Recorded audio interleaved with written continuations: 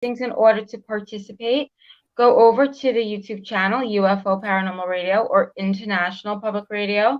You can also go into all of the Facebook stations, UFO Paranormal Radio Network, UFO Undercover with Joe Montaldo, News on the Flip Side, also Twitch, SoundCloud, and Podbeam. Also go over to our group, HORSEFLY Chronicles Radio. And if you have any questions for our guests, please ask. So tonight, guys, we have an amazing guest. So please welcome Reverend Peter Panagore to the show. Peter was recruited to TV as the fifth minister of America's oldest religious broadcast. Peter's 2-minute spot aired for 15 years just before the morning weather on NewsCenterMaine on 2 NBC stations, reaching 80K viewers a day. Previously, Peter served in New England as a United Church of Christ minister. His Audible Best Seller, Heaven is Beautiful, has been optioned for a film. His first book, 2 Minutes of God, is a drawn from his 1700 TV stories. Now he's working on his third book. So please let's welcome Reverend Peter to the show. Welcome. Thanks for having me, Julia. Hello, Philip. Hi. Hello, New Orleans. I've seen some of your interviews out there on podcast, and I found it quite interesting. Near-death experiences, especially, is one of my favorite topics. And I like to see people's perceptive of where they went, what they felt. So we'd like you to take us to the first near-death experience and what unfolded. Yeah. I can cut out the whole dying from hypothermia and ice climbing, frostbiting, if you want to cut right to the dying part. Yeah, let's get right to wherever you're more comfortable. Let's get to, because there's a lot of questions. So let's get to. Sure. You're obviously freezing. It's hypothermia. Take us from there. All right. I was up on a mountain cliff north of Banff in Alberta, Canada in March, ice climbing with a lead climber, certified lead climber, having spent 8 previous days snow caving and backcountry skiing. Winter was my element. I'd been participating in winter sports since I was a kid. I'd never ice climbed before, but I had done a lot of rock climbing and mountaineering. The situation was just before our death.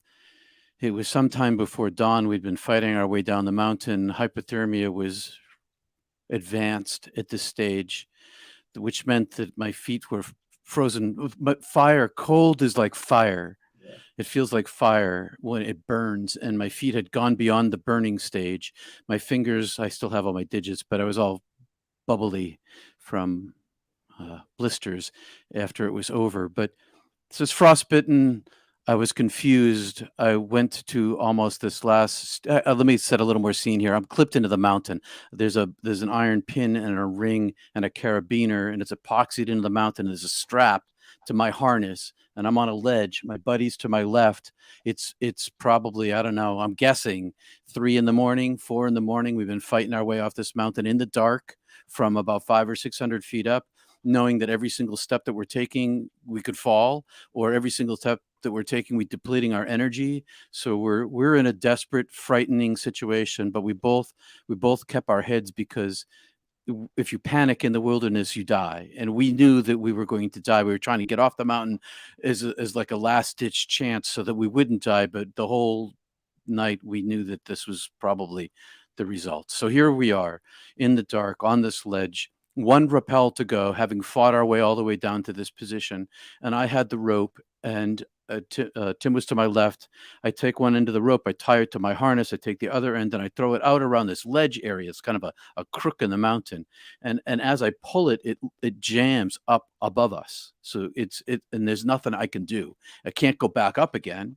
And now death is right there with us. It's terrifying. So I started getting hot. One of the last signs, and I unzipped my coat. I knew better. I'd been on the National Ski Patrol since I was in high school, and was working at a local mountain, and I knew not to do that, but I lost my capacity for reasoning. So I unzipped my coat. My body got colder, even though it felt like it got hotter, and I began to fall asleep. And I would fall asleep and crash to the rock. It was like a curtain dropping. Sleep came like that. Boom. I was asleep. I fall down, smack my head, helmeted head, wake back up, get up, climb up, rope, pull the rope. And then this last time I stood up. And as I stood up, I got what's tunnel vision. It's all my peripheral vision became black, and then it closed rapidly down like that. And as it closed rapidly down like that, I was thinking to myself, I must be falling asleep again, but I've never seen anything like this. This is entirely a new experience. This, like, my vision is black out here. I can't see, and it's getting smaller. And I was confused. I didn't understand what was happening. And it went out. And as it went out, I thought to myself, I'm not asleep. Why am I still awake? And as I was there, all of my pain was gone. And I thought I must have fallen, but it seems like I'm standing. I didn't understand my orientation. And in front of me, where my front should have been, where the mountain should have been, was suddenly an open, vast expanse of darkness. And it was cosmically sized. And way far, far in the distance, as I was befuddled by this, there was a pinprick of light, like on a construction sheet of paper. You put a little pin in it, and you're in a dark room, put a flashlight, and suddenly there's this little tiny speck of light, like a star, in this far, far distance from me. And then it rushed toward me, covering this immense distance in an instant. And as it came to me, it filled up my entire vision. So it went from completely black to this, like, all this light. And as it came to me, it communicated to me telepathically, but without language. This was a direct download of knowledge. And the knowledge was, it is all powerful, and it was taking me. I'm taking you. I am all powerful. And as it approached me, I thought, no, you're not. I don't know what's going on, but I'm not going anywhere. And as I tried to put up my willpower that I had used to drive myself through the night, it was like this. All through the night, I touched into this deep part of my brain where it's like my animal nature, my real, true animal nature kind of emerged as a desire, singular desire for survival. And it became my weapon. It became my strength. It became my drive. And I wasn't thinking at all about survival at that point. I was just doing it. And I took that kind of strength that I had and I put it up as a shield, and my shield was nothing. It was like gossamer. And this entity, this powerful light entity, took me. And it took me, and it enveloped me inside itself. And we flew back in the direction that it had come, on the same route, up like an elevator shaft, sort of direct route. But I was inside of it, and could see myself. I could see myself, and I had a physical form similar to my body, but I had no molecules. I was metaphorically made of energy. I had an energy or a light body shaped in a similar fashion to my human self, but the proverbial silver cord people talk about that's connected to their bodies, that was gone. That I'd experienced that before in my younger life. There was no connection. It was severed. And I was inside of this entity, and it was emoting to me, speaking to me. Its entire being was pouring inside of me, giving me comfort, giving me contentment, making me feel safe, and speaking all of its power. And I could tell that this thing was not in and of itself an individual. It was somehow like a superpositioned energy of the consciousness of the totality of God. The infinity itself was way far up and away somehow, but also extremely present in this more limited form. And so I'm inside of this, and I can see out through it, but I can't move. And I'm like a Raggedy Andy doll. I have no energy to move at all. I can't move, but I am completely content. And I as this is speaking inside of me, I have another point of view. So I'm also outside of this, like an eyeball, seeing myself inside this entity that's immense, carrying me up. Only out here, I don't really have a physicality. So I don't really have like a location, but I'm watching myself looking at me inside of this orb from these two perspectives. And as I swept back to this point at which it emerged into my darkness, it sort of unfolded itself, or expanded itself, or popped me out, or there's some sort of transition that happened, and I was now in a greater darkness. And this darkness was a no thingness. There was no thing there, no molecules, nothing we would consider as electromagnetic energy, no electrons, no muons. There was no thing that was a thing there. There was only this energy consciousness that I was. I was this ginormous ball of consciousness that my thinking was my perception, was myself. And I could see in every direction at once in this darkness, this utter darkness of nothingness. It was also somehow paradoxically illuminated, because I could see I could see to the edge of infinity.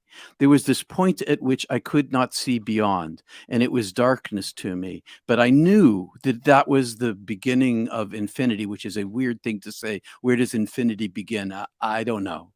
That's all I know, is that I could see out to this distance, and I was content, and I was alone in this vast space, and I knew myself.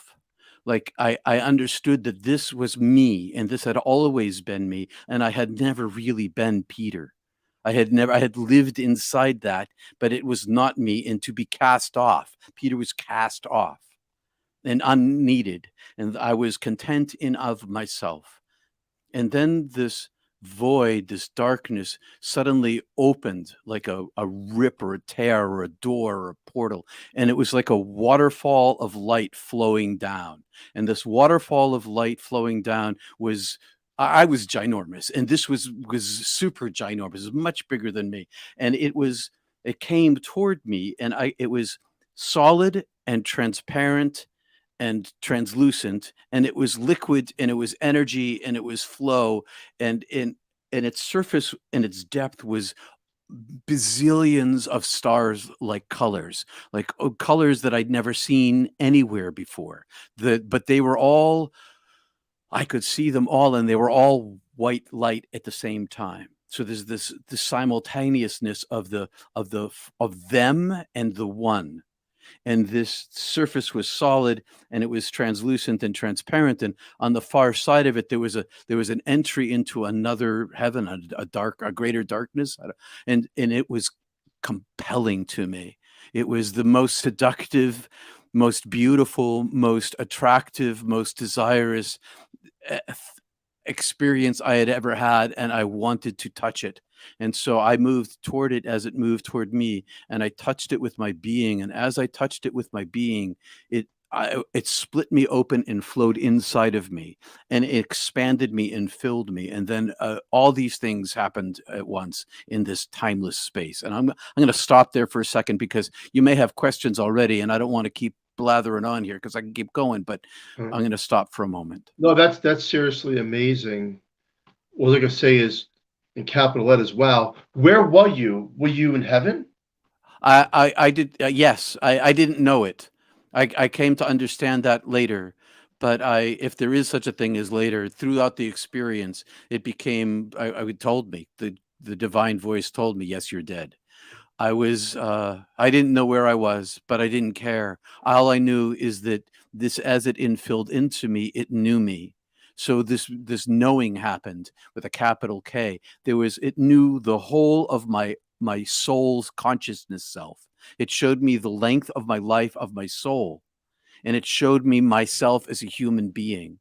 And it showed me these things simultaneously.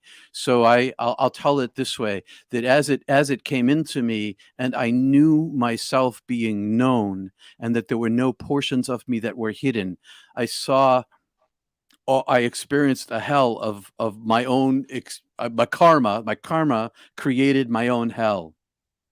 And the hell that I went through was this life review of being inside of every single person that I ever hurt in my entire life. Simultaneously, I'm outside of them and inside myself. And so as I hurt them with everything that I'd ever hurt everybody with in the sequence, I was inside the person who was hurt, experiencing their thoughts and their emotions and their chemical reactions, and and the pain that I felt that they had was 10 times greater than the pain that I thought that I had given them, because simultaneously I was experiencing my own rationale and emotions for causing those pains. And as this was going on, I saw myself, and this voice was saying to me, I am creator, I make you, I know you. And as it's saying this to me, I hear the name of my soul called. It's not Peter, it is the origin of the center of myself. It's my birth of my very being, not my physical being, but my soul consciousness. And I am conscious that it's always being spoken into being. There's this timeless sense of always being present in the now, being made anew, simultaneous with this eons old ancient aspect of my eternal soul self. And so I have a while couple questions. I'm stopping. I have a couple questions. Yeah, go ahead. So, is it safe to say now, physically, you're gone? Physically, you're Yeah, dead. there's no physicality whatsoever. So you're Physicality dead. ceases Your to body's exist. there, frozen, and you're dead. Am I correct? I am nowhere near my body. I don't care where it is. It's Okay. it's no concern Right. of mine. So your soul leaves your body. You go into this beautiful place. It sounds, and you're Gets better. experiencing different things, and you start to become aware of you and who you are from this being of knowing, and the being knows you and everything about you. Are you now, at this point, hypothetically speaking, what we would call a ghost in the physical realm? Now, I asked that for several reasons. Think so. I asked you that for several reasons.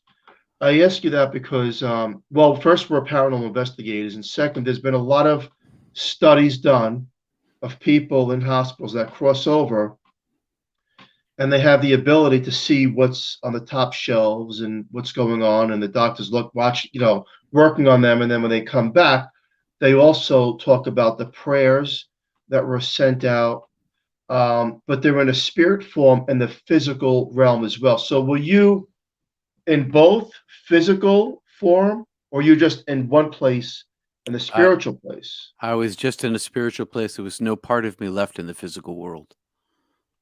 I couldn't see the Not physical even a world. spiritual sense of you was here. Nothing. Nothing. Okay. Zero. There is a. Okay, so let me keep going, because there is a connection Yes. that's remade, but at this point, no connection whatsoever. And so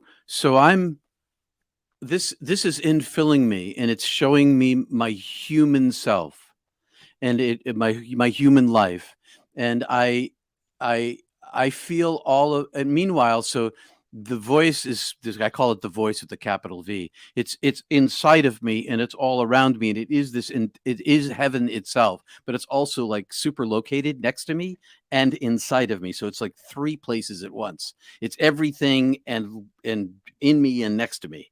And it's speaking, I love you, I know you, I've made you, you're my creature, I've always known you in your eternal self. And as it's speaking to me, it's forgiving me. It's like I'm in a divine fire of purgative love. It's like all of my bad karma is being burned off of me. And I see all of humanity simultaneously. And I see the equality of my brokenness is the same as their brokenness. And there's only one not brokenness, and that's the unbroken divine, capital B, or the pure, capital P. And the rest of us have this radical equality of limitedness, and that we didn't write the code. We didn't design the universe, and it wasn't my fault that I had caused all this pain. Yes, I had made all these choices, but the design of the whole place is that way. Everybody's making bad choices, good choices and bad choices. It's what it is to be a human being. And as I listened, I could hear through like a lens of love, because all the love that I'd given away in my life and all the love that had been given to me became like this ear to hear the voice speaking love to me. And as this voice spoke love to me, I began to hear it and pay attention to it. And as I turned to it, it inflated me. I became all of my suffering, all of the karma that I had brought with me was gone.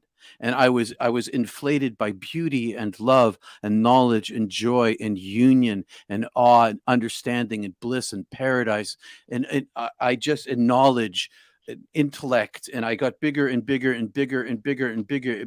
But compared to infinity, I was still very small, but compared to me, I was the size of the sun. And I was expanding and expanding. And as I get to this place where this edge at which my soul identity, not my human identity, where my soul identity felt like it was going to obliterate back, folding into the oneness itself, I deflated again. And as I deflated again, still with this residual frequency resonance inside of me, I said to it, "Am I dead?" And the voice said, "Yes, you're dead." And meanwhile, it showed me, I should say this, it showed me my previous lives. I saw the origin when my name was being called. I could see I'm like a singular photon from a field of bazillions of photons, and this field is the intelligence of the divine itself. And I am a photon of those same photons. I'm the same kind of photon, but I'm somehow limited by it. I'm separate from it, but connected to it, like a superposition. And this was my soul self, my consciousness self, that I could then see the length of my soul life, my how long I've been, all the lives I'd ever lived, or was living for me simultaneously, because I'm in timelessness. And I could see like a loaf of Italian bread, where you got a bunch of toothpicks and you'll put in the toothpicks in the side, and they don't come into the middle, but there's a bunch of them and you can see them. And the toothpicks are like my individual lives. And the loaf of bread, that's me. I am so much bigger than my individual lives. And the origin of myself is still being brought into being by the divine. And I got to look inside of two different lives. I asked, "Can I see?" And inside of one life, I saw that I was a human being and I was living on Earth in ancient times, but I don't know where I was or who I was. And then the second, I don't know what I was or where I was. I thought to myself, I must be an animal because I'm seeing this world entirely differently. But now I have no idea where I was. Was I on another planet? I was definitely not in a human being. And then I got to ask, I was allowed to understand the workings of the universe. I wanted to know how everything worked, and all of it was downloaded into me. And I understood what I understand now is that the complexity of it is beyond the human's brain capacity for comprehension. That's true. So all of this happens, and then I'm reduced down to the self again, and I say, this is all simultaneous to everything else. I say, "Am I dead?" And the voice says, "Yes, you're dead." And I say, "I can't go back." And now I'm connected back to Earth again a little bit. And I say, because my parents had lost my sister. My sister had run away when I was 14, but from our point of view, she vanished. And it was like losing someone to death, but you can never ever put them in the ground. It's like their ghost, so to speak, is always present.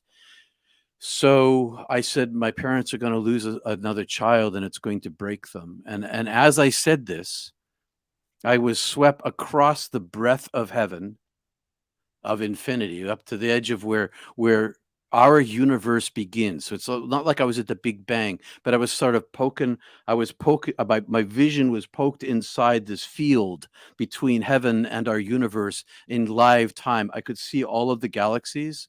And as I could see all the galaxies, I was shown to the beginning of our universe that was constantly being made.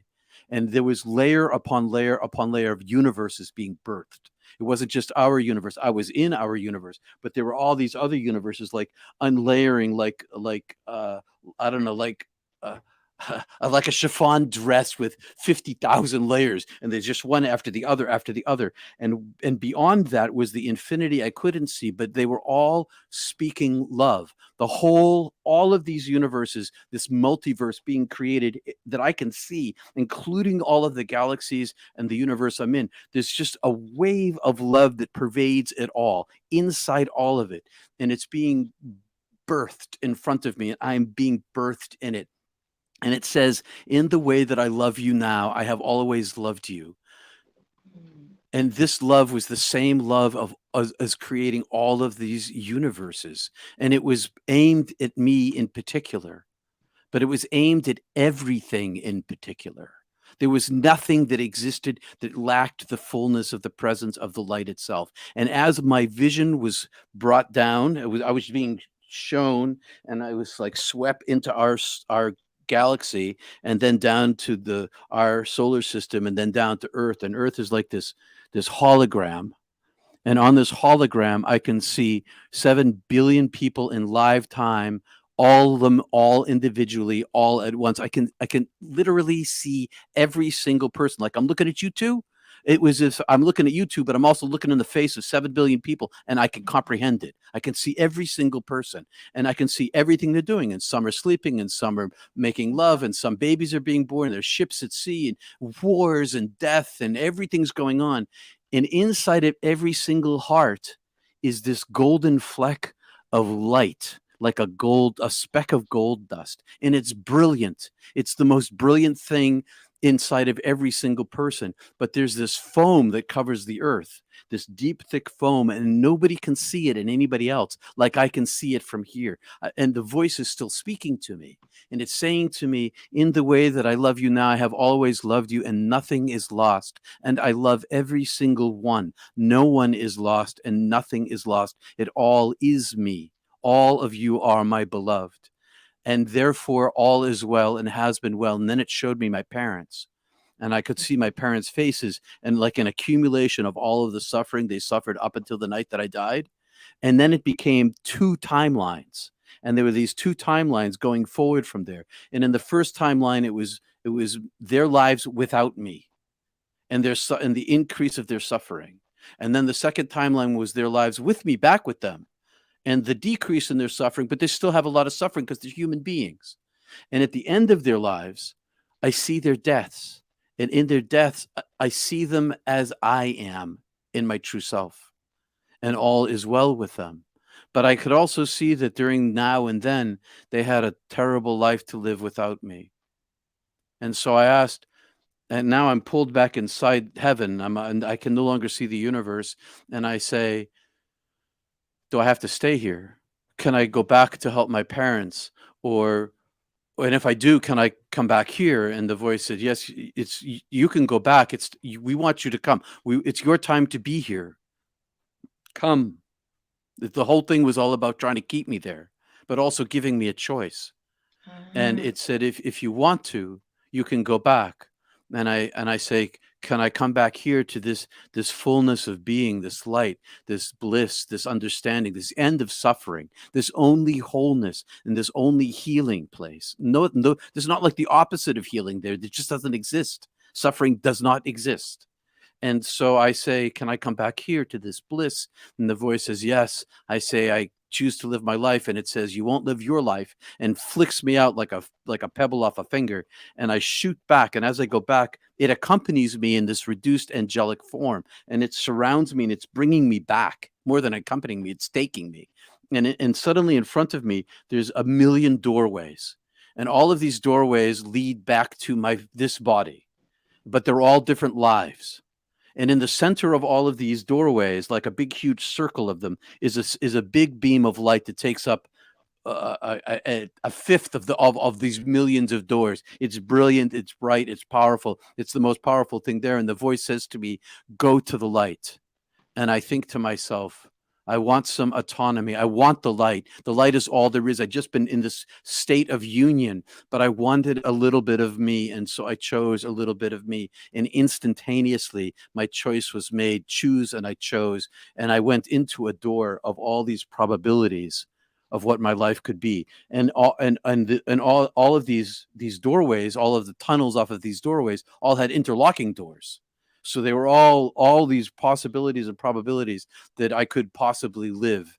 And then I came out the other end, and I got crushed down smaller and smaller and smaller and smaller. And then this entity, this angel, is still with me, and it's like screwing me painfully into this physical heart. And I'm back inside, and then I'm awake. And there's only pain. My first rush of the world is just suffering, because my body's on fire, and my body has been dead. And as my brain kind of kicks on, and it feels like it whirs up, I'm in my body, and I feel my brain re-engage. It's like like you booting up an old computer or an old television with those tubes in them, the vacuum tubes, that kind of rip right and back up again. And I kind of come back online, and my ears open up and I can hear this noise, and I don't know what it is, and it's disorienting, and I'm full of pain, and I don't know what's going on, and I know where I've been, and I'm completely confused, and I'm not sure what this thing is and why it hurts so much, because I'd forgotten suffering. And I begin to understand language, and I hear, "You're dead, you're dead, you're dead." And I open my eyes, and he's like, "You're not dead, you're not dead. Oh my God, you were dead. I thought you were going to be dead if you died." And he's crying and he's screaming, and I'm going to die if you died. Oh my God. And he stands me back up again after some time. And meanwhile, I'm trying to figure out what's going on and where am I, what happened to me. And I don't know who I am. I don't know where I am. I don't know who he is. I'm trying to figure it all out. And suddenly, slowly, it starts to come back to me. And he says to me, "You got to pull the rope." So I pull the rope, and the rope comes free in the first pull, and we descend down to the bottom, where by the time I get to the bottom, I'm like, "Oh yeah, all right. So we're ice climbing and we're freezing to death," and come back into my first aid wilderness responders training. And so we go back into the training, and we survived the night, and then everything changed. Then That's amazing. How long were you actually dead for? I don't know. I have no idea. And Tim and I had a bad falling out. So we had trusted our lives with each other for 10 days rather. And then on the way home, I totaled his car.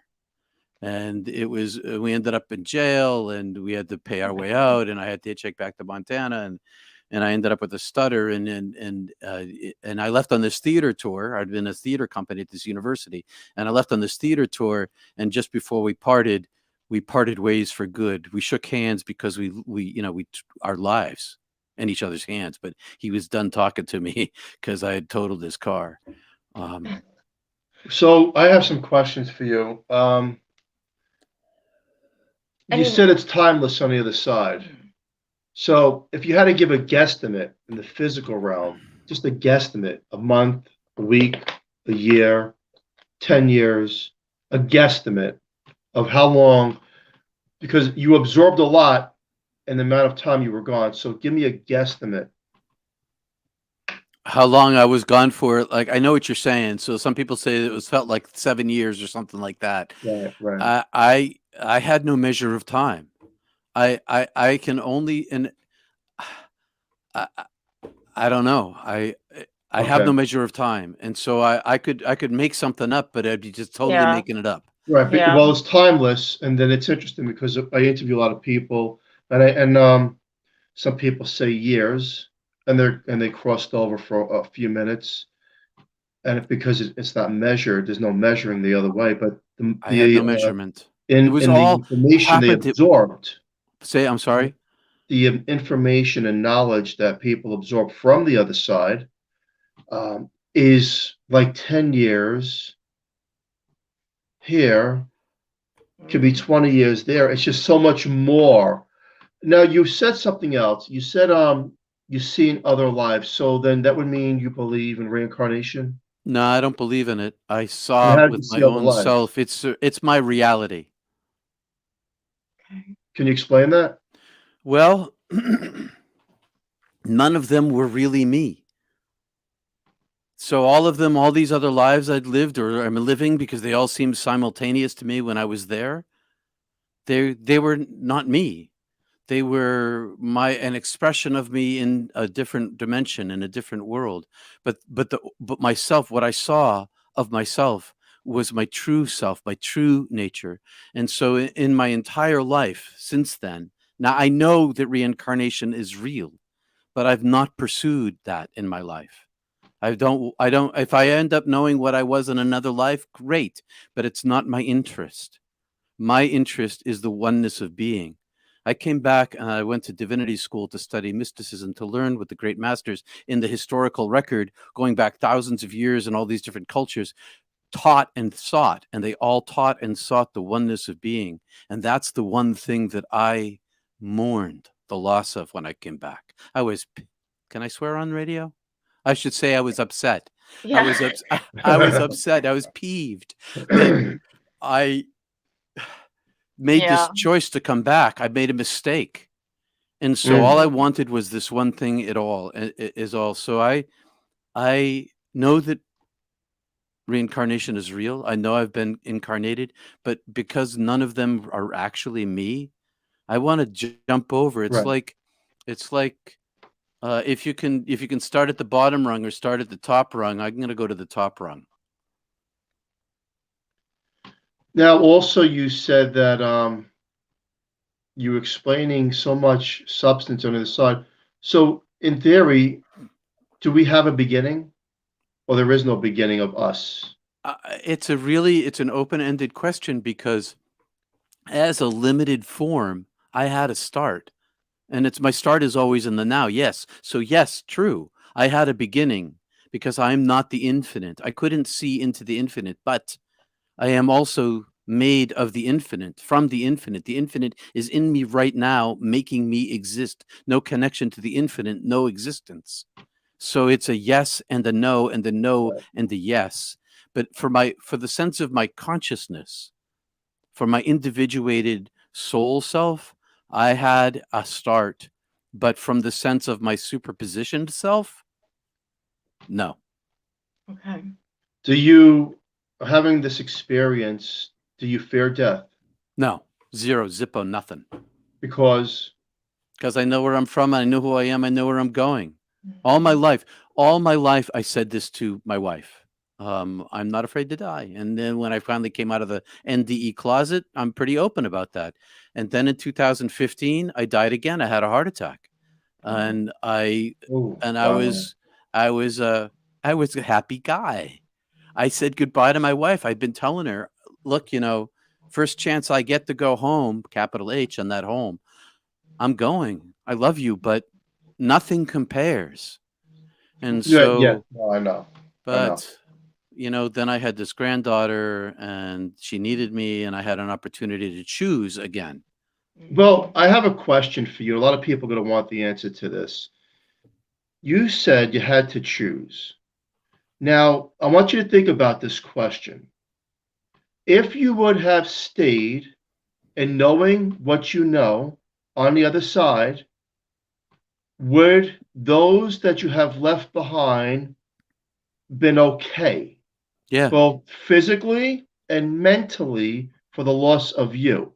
Were you given an answer to that? No, nobody, whenever it would have been, the death would have been very public. And back, I'm from Boston, outside of Boston. It would have been my dad was prominent in the greater Boston area. It would have been a prominent thing. And that would have been, no escape. There would have been no privacy. And that's just a public thing. But the private personal grief from my mom and my dad and my brothers and sister, it would have been immense. And I could see that. I could see the immensity of their grief. I could see their brokenness. But the thing of it is that this is Maya. This is the illusion. And this is a temporary place. And what gave me the courage to go back here was that I knew that of my own well-being. And I knew that in their deaths, they have their own well-being. The voice had said to me, wait a moment, wait a second, and they're going to be here. Their lives are going to be over. We are in timelessness. Before you know it, they're going to be here. But I could still see the length of their suffering. They would have lived a different timeline. Okay, so there would have been a timeline split. There was a timeline split. I chose to come back. My family had no freaking idea that their lives would have been radically different. I saw their lives as they would have lived them. And I saw that the radical nature of their suffering. And then all of, I wouldn't have married this woman. I wouldn't have had these kids. I wouldn't have had a granddaughter. All these other circumstances that would not have unfolded that did just because I came back. And so I saw that. And I live. So this is one of the weird things, an after gift of near-death experience, for me anyway, is I live with this. I know that this is true. I saw this with my own self.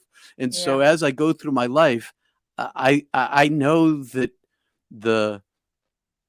they're all living a different path that they don't know that they're living. To them, it's just the one path. To me, it's not. Oh, that's true. So, do you think, in retrospect, that before we come into the physical realm, the soul chooses what it wants to experience on this particular journey? Well, a lot of people talk about that, and I think that is true. But I can tell you what my experience is, My experience is that when I was a child, when I was 5 years old, I had my first high-level mystical experience. I was brought into the presence of God in heaven by the same angel. I was 5. I saw my light body back then. I knew at that point that my physical body wasn't me. And when I was in the presence of I was in this void inside of this bubble of this angelic form in a conversation with the divine inside the bubble and out of, hard to explain in a brief talk. But what I learned was that I had a deal. I had already made a deal for this lifetime.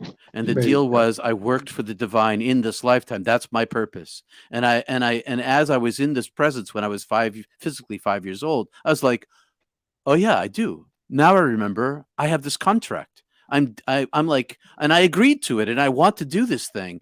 And so back I went to my body, and I know that my purpose has been since I was a kid to live for the divine. So I've been on this mystical journey since I was a child. I knew myself as a 5-year-old, and these other mystical experiences I had between that age and the when I died and those that came after keep reforming myself toward the singular destiny. Destiny? Is that the right word? I don't know. Mission, Yeah. job, toward doing what I'm doing right here, right now. And so go ahead. Yeah. You said the key word I was looking for to come out of you. You said contract. I was looking for that word. And you said that word, contract, and I've heard it over and over, and I agree 1000%. Yeah. Do you think that we'll see our loved ones again when we cross over, those that have crossed over before us, and now those that will cross over after us? Will we somehow be together Reunited again? I think I have seen, because I was a minister for almost 2 decades, which meant that I was deeply intimately involved in people's deaths, lots of them, and so I was at the hospital all the time, at a hospice all the time, and I saw with my own eyes, I heard with my own ears, many people on their deathbed talk about the visitors in the room. And when I first began ministry, of course, I knew that they were there, but when I first began ministry, the medical establishment would say, no, dear, they're not really here. But as ministry progressed and palliative care came and spirituality became part of hospital life, they began to understand, the nurses particularly, that that's a frequent occurrence. If you talk to a nurse who works in a major hospital, they'll tell you that happens all the time. And so, yes, I didn't see my own loved ones, but I didn't need to. I was in the bosom of the God of Abraham, talking about biblical language here. I was in the divine presence itself. All love was present for me. There was nothing left for me. There was nothing lost for me. In this immensity of love that awaits all of us at the core of our being, all love is always present. But people need the ones they love, and love never ends. And the dead visit the living regularly. The dead visit the living. I like that. Regularly. Yep. After communication, after death communication. Well, he said something. He said that it's never lost, which means that you cross over and you have the awareness that, and you have what we can't explain here in the physical realm, right?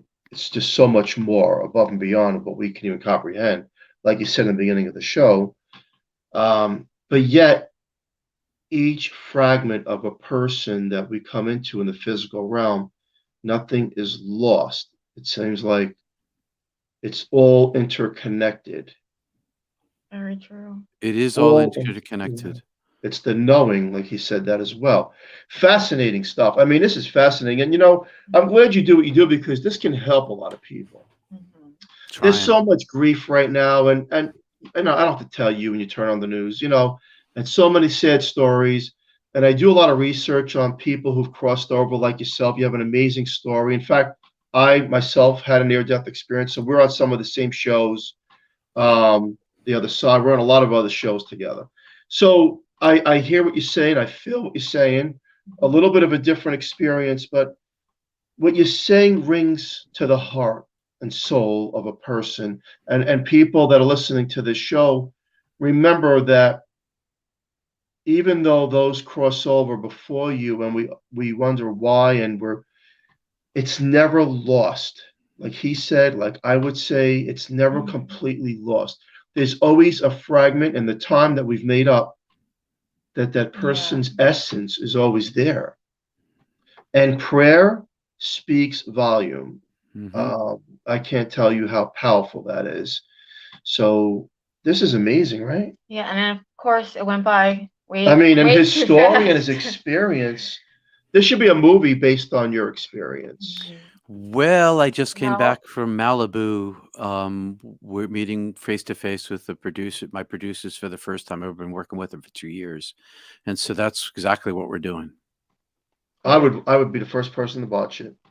I love it. I It mean, would be and you're great- helping it's a great people. story too. Yeah, it's a very You're great helping story. people in the physical world, knowing that I asked you some strong words. I said, "Are you afraid of death?" And you said no. And you know where you are, and you know you're in the presence of this. Well, I called it the light, and light was everything. And I think that's fascinating. Where could we all find your books? I know we really didn't get into your books, but where can we find them? And you're working on the third, right?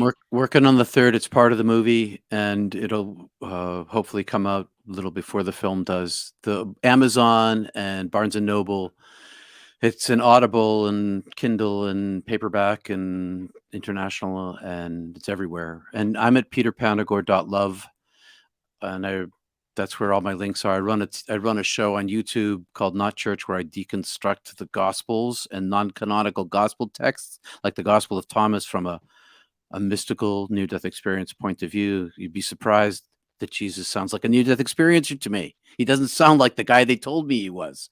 And so I'm trying to help people deconstruct their minds about that. But peterpanagore.love, Amazon. Oh, and can I mention that one of my producers is a 3-time near-death experiencer? That's how we connected. Oh, Wow. Wow. Well, we're definitely looking forward to that. Yeah. Thank you so much. I mean, these stories, can you give words of wisdom to the listener out there?